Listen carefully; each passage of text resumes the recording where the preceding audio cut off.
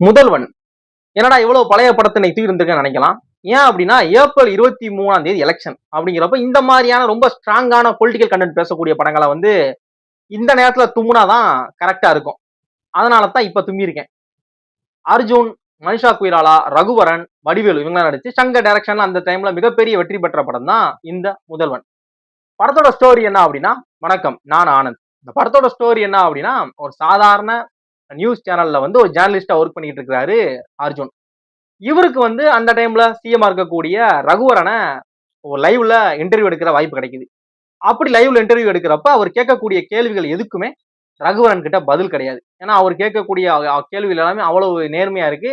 ரகுவரன் வந்து ஒரு கரப்டடான சிஎம் அப்படிங்கிறப்ப அவர்கிட்ட பதிலே இல்லை. அவரும் திக்கி திணறாரு ஒவ்வொரு கேள்விக்கும். லைவ் வேற, ரெக்கார்டட் வீடியோனா கூட பரவாயில்ல, லைவ் வேற. லைவ் அப்படிங்கிறப்ப மக்கள் எல்லாம் பார்த்துக்கிட்டு இவன் இப்படிதானா அந்த சிஎம் அப்படிங்கிற மாதிரி தமிழ்நாடு ஃபுல்லா எல்லாம் தெரியுது, மக்கள் எல்லாம் பார்த்துக்கிட்டு இருக்காங்க.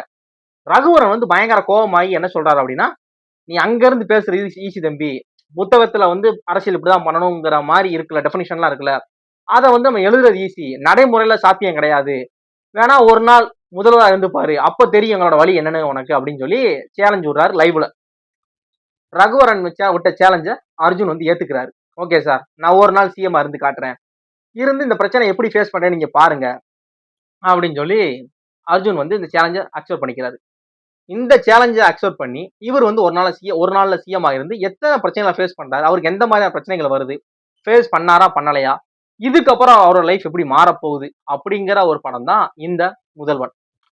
படம் வந்து ஒரு ஒரு அரசியல் பேசக்கூடிய படம் அப்படிங்கிறது வந்து எல்லாருக்கும் தெரிஞ்சதுதான். ஆனா அவர் சங்கர் அது எடுத்துக்கிட்ட ட்ரீட்மெண்டா இருக்கு பாத்தீங்களா, அந்த ட்ரீட்மெண்ட் தான் வித்தியாசமான ட்ரீட்மெண்ட். இந்த ஒரு நாள் முதல்வருங்கிற கான்செப்ட் பயங்கரமான ஒரு ரீச்னா. அந்த டைம்ல பாத்தீங்க அப்படின்னா அந்த ஒரு நாள் முதல்வர் அங்கிறது ஒரு ட்ரெண்ட் செட் பண்ணுச்சு அந்த டைம்ல. அது மாதிரி படத்துல வந்து ஒரு பொலிட்டிக்கல் கண்டென்ட்டை எவ்வளவு ஸ்ட்ராங்கா சங்கர் பேசியிருக்கிறாரோ, அதுக்கு ஈக்குவலா படத்துல லவ், சென்டிமெண்ட், எமோஷனலான காட்சிகளை வச்சு அதையுமே பெர்ஃபெக்டான ஒரு வெயிட்டேஜ் கொடுத்து பேலன்ஸ் பண்ணியிருப்பார் சங்கர். படத்தோட ஸ்கிரீன் பிளே எந்த இடத்துலயுமே உங்களுக்கு கொஞ்சம் கூட லேகா இருக்கிற மாதிரி, படம் ஜோன் அவுட் ஆகிற மாதிரிங்கிற ஃபீலே வராது. முழுக்க முழுக்க படத்தை தவிர்த்து யோசிக்காம அவ்வளவு இன்ட்ரெஸ்டிங்கா ஒரு ஒரு ஒரு ஈடுபாடோட படத்தை பார்ப்பீங்க. அவ்வளவு இன்வால்மெண்டோட படத்தை நீங்க கண்டிப்பா பார்ப்பீங்க. படத்துல வரக்கூடிய நிறைய காமெடி இப்பயுமே ஒத்து போகுது. இப்பயுமே சிரிப்பு வருது அந்த காமெடி. அது அப்போ வந்த காமெடி தான் ப்ரோ, இப்பெல்லாம் பெருசா இல்ல அப்படின்னா இப்பயுமே நிறைய காமெடி நல்லா ஒர்க் ஆகி பயங்கரமா நம்ம சிரிச்சு என்ஜாய் பண்ற மாதிரியான காமெடிகளா இருக்கு. இன்னும் சொல்லணும் அப்படின்னா 99 இருந்த இல்ல அவர் கற்பனையா அவர் பிக்ஷனா பண்ணியிருக்கக்கூடிய ஒரு அரசியல் படத்தை எடுத்திருக்காரு. அந்த அரசியல் படம் 2026க்கு மேட்ச் ஆகுது.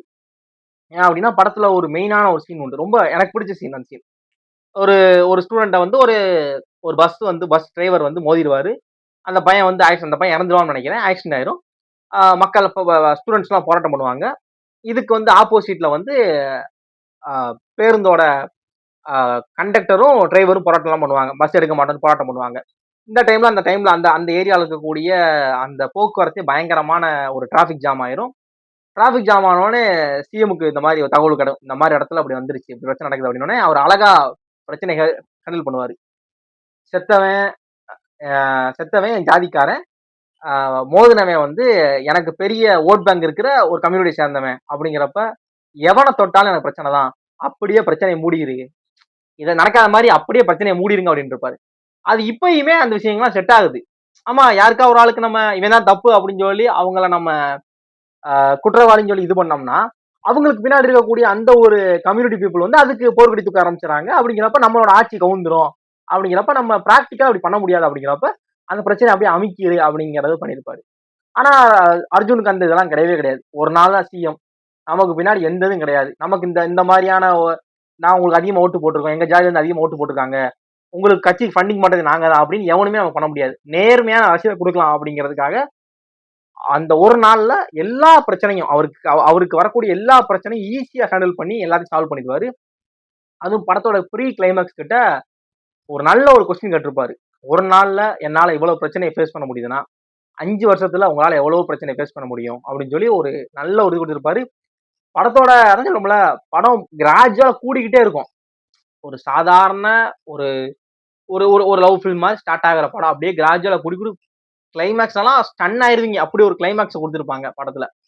அது மாதிரி படத்துல வந்து ஒரு சாதாரண ஆள் வந்து இந்த மாதிரியான ஒரு பொலிட்டிக்கல் பீப்புளை எதுக்குறான், எந்தவித ஒரு ஸ்ட்ராங்கான பின்புலம் இல்லாம ரொம்ப சாதாரண ஒரு குடும்பத்தை சேர்ந்த பையன் வந்து இந்த மாதிரியான ஒரு பொலிட்டிக்கல் விஷயங்களை பேசுறான் அப்படின்னா அவன் எந்த அளவு வந்து பாதிக்கப்படும் அப்படிங்கறதையும் நல்லா காமிச்சிருவான். இது இப்பயும் நடந்துட்டு தானே இருக்கு, ரைட் தானே? அதெல்லாமே படத்துல ரொம்ப இப்ப அதான் சொல்றோம்ல, உங்களுக்கு வந்து இந்த படம் பழைய படம்னே தோணாது.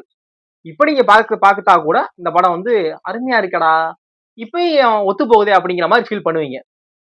படத்துல வந்து படத்துல entire cast and crew, Arjun, Manisha Koirala, Raghuvaran, Vijayakumar, Vadivelu, Manivannan சொல்லி எல்லாருமே அந்த கேரக்டரை பயங்கரமா ஃபுல்லா பண்ணிருப்பான். அந்த கேரக்டர் அப்படியே வாழ்ந்திருப்பான்னு தான் சொல்லணும்.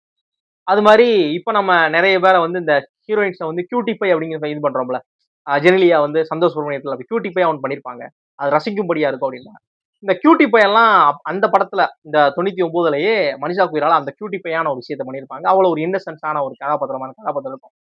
அவ்வளவு ரசிக்கக்கூடியதா இருக்கும். எந்த இடத்துலயுமே கொஞ்சம் எரிச்சல் வர மாதிரி ரசிக்கக்கூடியதா இருக்கும். படத்தோட மியூசிக் ஸ்கோரை ரகுமான் பிளே பண்ணிருப்பாரு. பயங்கரமா இருக்கும். அந்த ஆல்பம் எல்லாமே இப்பயும் பயங்கரமான ஒரு ஹிட் தான். நிறைய பேரோட ஃபேவரட் சாங்ஸ் அந்த ஆல்பம்ல இருக்கு. படத்துல பேக்ரவுண்ட்ல போடக்கூடிய ஒரு தீம் மியூசிக் இருக்கு படத்துல. அது அவ்வளவு ஃபயரான ஒரு தீம் மியூசிக்கா இருக்கும். படம் ஒன்று ஸ்டார்ட் பண்றீங்க அப்படின்னா எந்த இடத்துலயுமே நீங்க ஒரு ஒரு போர் அடிக்கிற மாதிரி ஃபீல் பண்ண மாட்டேன். அதுக்கு நான் கேரண்டி எல்லாம் கொடுக்க முடியும். படம் ஒரு ஒருத்தான படம், பாருங்க. இப்ப எதுக்கு இந்த படத்தை சொல்றேன் அப்படின்னா, இப்ப நிறைய இருக்கு, இப்ப இருக்கக்கூடிய நிறைய ஜென்சி கிட்ஸ்லாம் இந்த படம் ஒரு முதல்வன் ஒரு படம் இருக்கு அவ்வளவுதான் அப்படிங்கிற மாதிரி இருப்பாங்களே, பார்த்திருக்க மாட்டாங்களே. இந்த படங்கள்லாம் பாருங்க, ரொம்ப அருமையான படங்கள். அதனாலதான் இந்த படத்தை தூக்கி வந்தது காரணம். இன்னொன்னு எலெக்ஷன் வர வரப்போகுது அப்படிங்கிறப்ப படத்தெல்லாம் பார்த்து புரிஞ்சுக்கோங்க. நீங்க இந்த படத்தை பார்த்திருக்கீங்களா, பார்க்கலையா அப்படிங்கறது, இந்த படத்துல உங்களுக்கு எந்த சீன் பிடிக்கும் அப்படிங்கிற உங்களோட ஒப்பீனியனை மறக்காம ஷேர் பண்ணுங்க. தேங்க்ஸ் ஃபார் வாட்சிங்.